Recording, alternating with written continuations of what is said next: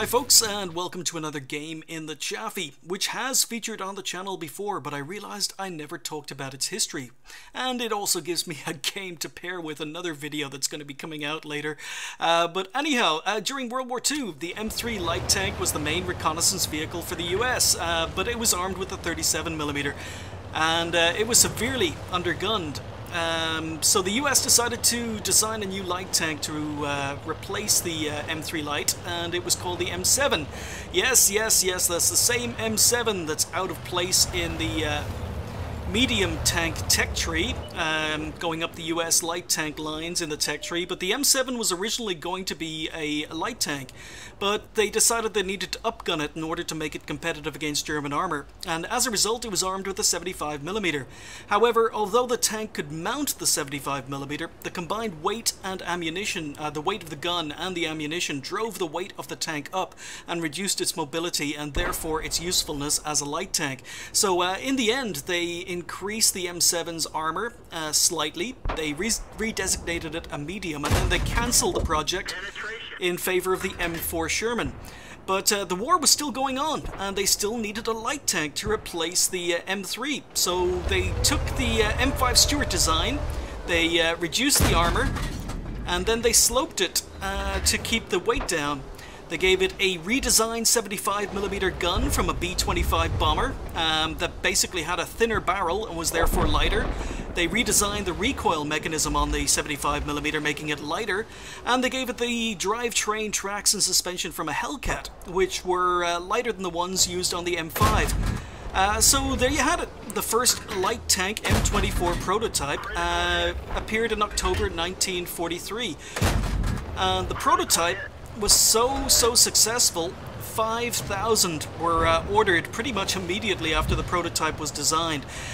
Between production beginning in early 1944 and ending in August 1945, 4,731 M24s were built of the 5,000 original order, and the tank was loved by its crews, but it just came to the war too late to have a big impact, and the biggest role it probably played during World War II was during the Battle of the Bulge in December 1944, where there were 34 M24s involved in the defense, but it remained in service with the Americans through the Korean War, during which it was eventually replaced with the Bulldog.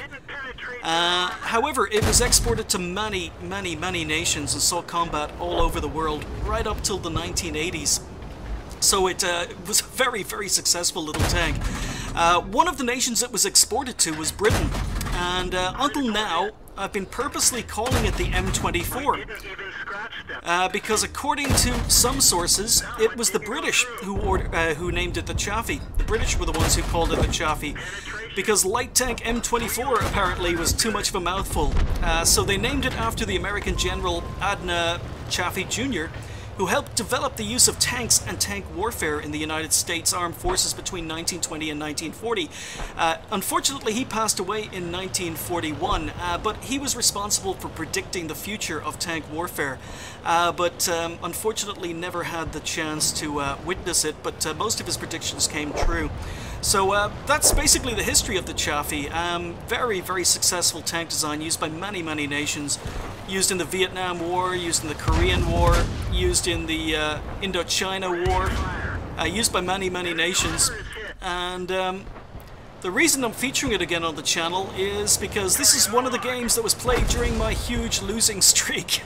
Yeah, I got myself into a sticky situation there, unfortunately. Went in, and then all of a sudden a KV-1 and an OI appeared, and I suddenly realized I had to get out of there. So I've lost some hit points, but I've had to run away. And the Chaffee, it's a very fast, maneuverable little tank. I don't think it's as good as it used to be. It's faster than it used to be, but because of balancing nerfs and the addition of American light tank tech trees, this used to be the highest tier. It used to be top tier, tier 5. It used to be the highest tier you could get on the American lights. The tank was completely redesigned and made more realistic with the new tank designs and the addition of new American lights. But the reason I went back to play the Chaffee is because I unlocked the T-49, the tier 8 American light tank, and I bought it But my problem has never been XP or credits, it's always crews. And I had a crew in the Chaffee that was very, very, very close to, you know, being considered a decent crew. Very, very close to having 6th Sense and camo. Very, very close to, very, very close to being promoted into a higher tier tank, which is what I usually do. I usually play lower tier tanks with bad crews and use them for crew training. I've had to run away. We're losing badly. The score is 9-12. But yeah, on this particular game, there was a crew XP event. I'm also using one of those consumables that basically gives me additional crew XP. So I was playing the Chaffee in order to build up the crew with the plan of putting them in the T-49. And it happened. It happened. So you can pretty much guess what video is coming up on the channel later. But we've had to retreat, we're playing defensively, we're using our view range, we're using our mobility. And we're looking okay, looking okay. The score is now 10-13, it is 2 tanks, me and RT versus 5 enemy tanks. The downside is that 3 of those 5 enemy tanks happen to be heavy tanks with armor, and the Chaffee's penetration on the gun, the 75mm that was redesigned, it's not amazing. 96mm of penetration, 110 damage. That means, you know, even shooting a KV-1 that technically I should be able to pen with 75mm of armor on his weak spots, at distance, I'm going to struggle penning a KV-1. But what I'm doing now is I'm evening up the scores, so while the heavies move in on our spawn, I see an opportunity to use the speed and maneuverability to go and deal with enemy arty. So that's what I'm going to do. I'm going to try and even up the scores, miss a shot in the move.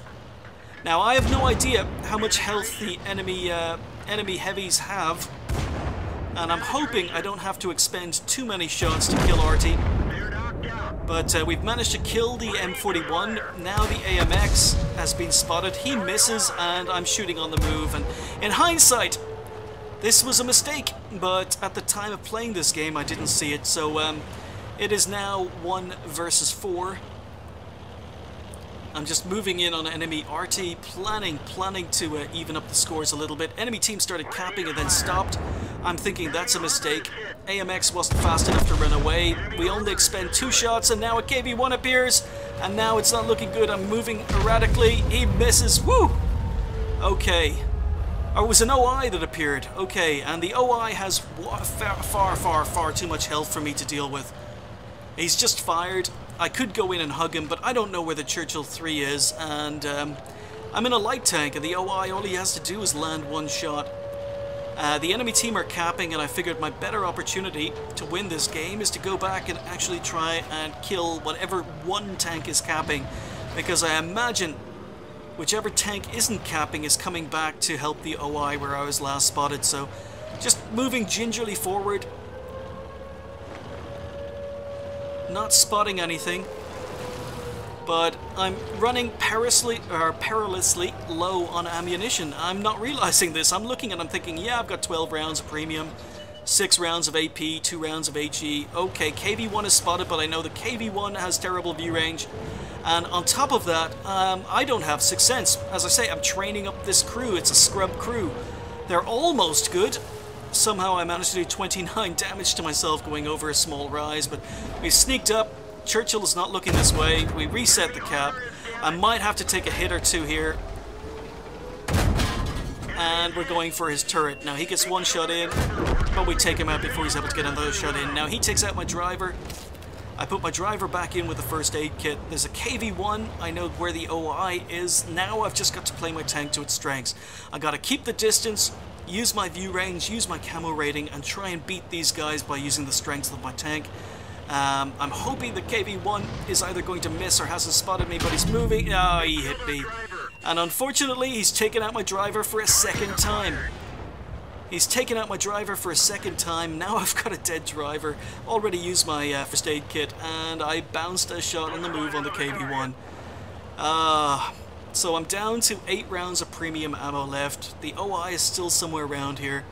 I've lost my maneuverability, which was one of the strengths this tank had over the last 2 remaining tanks, but I still have my camo rating, and I still have my view range. So we're going to try and, again, come from a direction the enemy team aren't expecting.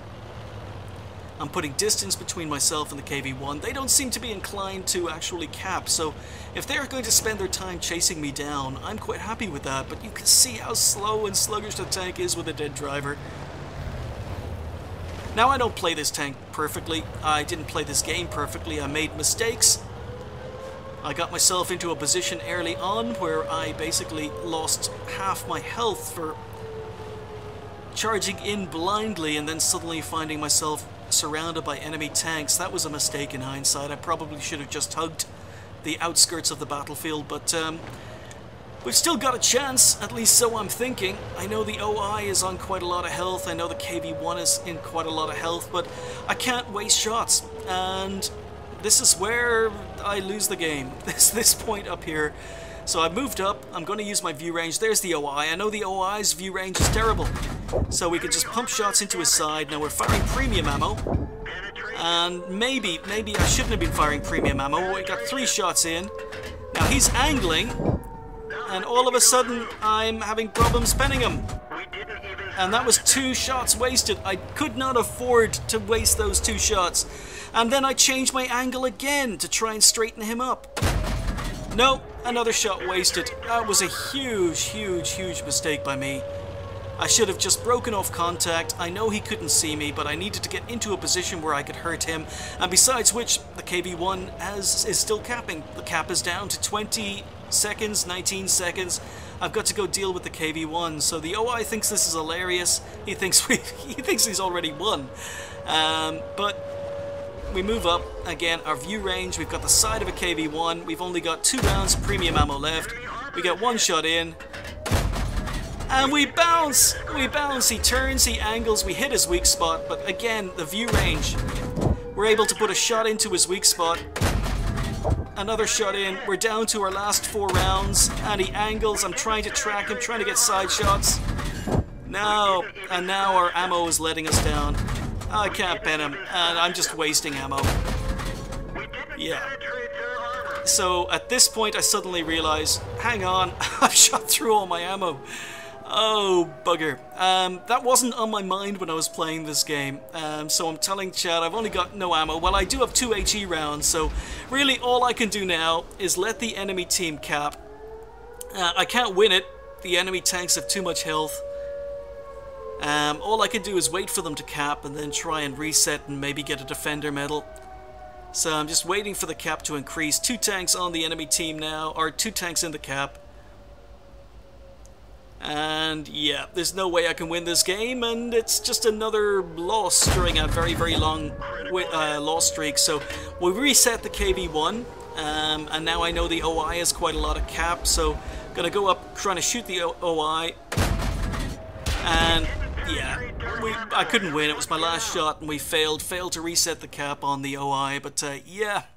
So hindsight is a funny thing. You see, when I played this game, I thought it was an awesome game. I thought it was a great game, great result, even though it was defeat. It was a good result, but in hindsight, as I say, when watching this replay now for the first time since actually playing the game really wasn't as good as I remembered.